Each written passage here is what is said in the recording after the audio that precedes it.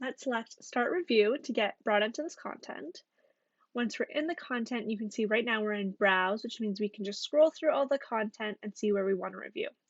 Once we want to review, we can select the comment icon, select anywhere on the screen to leave your comment. Once you've written your comment, select Add to add the comment to a task.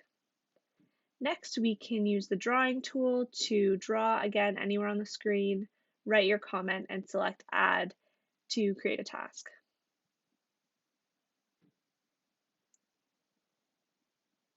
Once you've made all the comments you want, you can move back to Browse to keep browsing through your content. Select Review when you're ready. You can use the arrow tool to point to elements of your content and add comments to these arrows. You can also use the rectangle tool to draw shapes on your content to highlight what you would like to highlight.